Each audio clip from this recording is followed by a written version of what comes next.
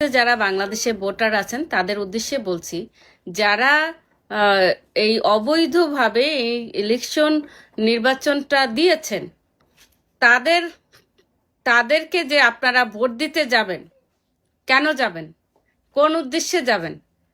এই বাংলাদেশটা কি খুনি ইউনূসের কোনো বৈধতা আছে? সে কিভাবে নির্বাচন দিয়ে থাকে এবং অবৈধভাবে সে এনসিপির কতগুলি টোকাই পোলাপানদেরকে নাটক সাজায় তাদেরকে এখন শিবিরের সাথে অ্যাটাচমেন্ট করায় দিছে। তার মানে তার উদ্দেশ্য কি ছিল জানেন? উদ্দেশ্য ছিল এই বাংলাদেশটাকে ধ্বংস করার, এই শিবিরদেরকে এস্টাবলিশ করার। সো আপনারা যারা বাংলাদেশে আছেন এই মুহূর্তে, নিজেদের পরিবারকে, নিজেদের আত্মীয় স্বজনকে সবাইকে বলবেন কেউ যাতে ভোট কেন্দ্রে না যায়, কেউ যাতে পার্টিসিপেট না করে। আপনাদের নিজ নিজ দায়িত্বে নিজের ফ্যামিলিকে, নিজের আত্মীয় স্বজনদেরকে বলে রাখবেন যে ভোট দেওয়ার কোনো দরকার নেই। কাকে ভোট দিবেন?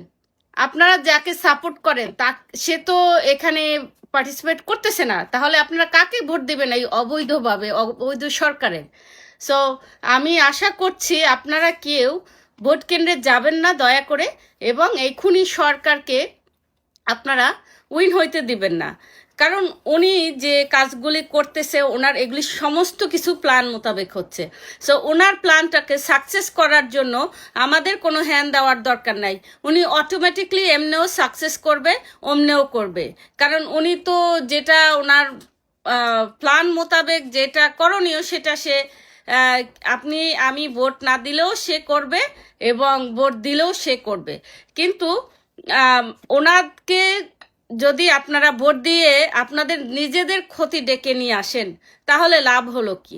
আমি আমার ফ্যামিলিকে বলে দিয়েছি ভোট কেন্দ্রে যাওয়ার দরকার নেই, কোথায়ও কোনো পার্টিসিপেট করার দরকার নেই। সো আমরা আশা করছি যে যেখানে আছেন সবাই নিজ নিজ দায়িত্বে নিজের ফ্যামিলিকে বলে রাখবেন যে ভোটেতে কোনো অংশগ্রহণ যাতে না করে। এবং কাকে ভোট দিব আমরা? আমাদের ভোট দেওয়ার তো কেউ নাই, তাই না? তাহলে it's better to stay home. আমরা কাউকে ভোট দিব না, কাউকে আমরা মানে ওদের খারাপ কাজে অংশগ্রহণ করব না। আর এই যে খুনি ইউনূস যে কাজগুলি করতেছে, সে এই যে হাদি নামের একটা বাটপার ছেলে যে স্লোগানগুলি শিখিয়ে দিয়ে গেছে, যারা বোরকা পরা মহিলাগুলি তারা রাস্তায় নেমে কি অখাদ্য কুখাদ্য ভাষায় স্লোগান দিচ্ছে।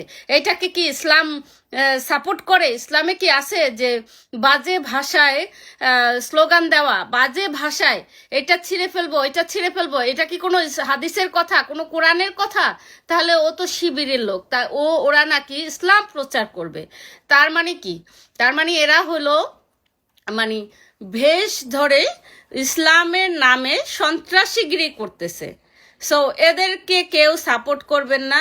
এবং এই যে কতগুলি টোকাই জুলাই যোদ্ধাগুলি আছে যারা, এই যে কয়দিন আগে যে একটা মেয়ে কি জানো তাহমিনা না কি জানো, তা জানি না আমি ভালো করে নাম, তারা বলতে সেই মেয়েটার বয়স 17 বছর। একটা 17 বছরের মেয়ের 2বার বিয়ে হয় কিভাবে? এবং একটা 17 বছরের মেয়ের এত নলেজ রাখে কিভাবে? সে এত কথা কিভাবে বলে?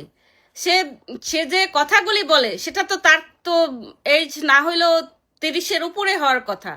কারণ 17 বছরের বাচ্চা তো এত কথা জানার কথা না, শিখার কথা না। তার মানে সব জায়গায় লুকোচুরি। ওর একটা ফেক, বাংলাদেশে তো সব চলে, ফেক সার্টিফিকেট বানাইয়া 17 বছর দেখাইয়া তাকে কোর্ট থেকে জামিনে ছাড়াই নিয়ে আসছে। তারপর সেখানে আবার নাহিদ ইসলাম গিয়ে তার সাথে কি রে বাপরে চাহাওনি, তাদের দেখলে কেমন গাটা জ্বলে ওঠে। এরকম একটা মানে বাংলাদেশটা কোথায় চলে গেছে কি বলবো, এগুলি বলার তো কিছু নাই। সো আমি আশা করছি আপনারা যে যেখানে আছেন কেউ ভোট কেন্দ্রে যাবেন না, ভোট দেওয়ার আমাদের দরকার নেই। বাংলাদেশ এমনিও খুনি ইউনূসের হাতে মানে ধ্বংস হয়ে গেছে, অমনিও ধ্বংস হয়ে গেছে। আমাদের ভোট দিয়ে আরো ধ্বংসের কাজে সাহায্য করার কোনো দরকার নেই আমি মনে করছি।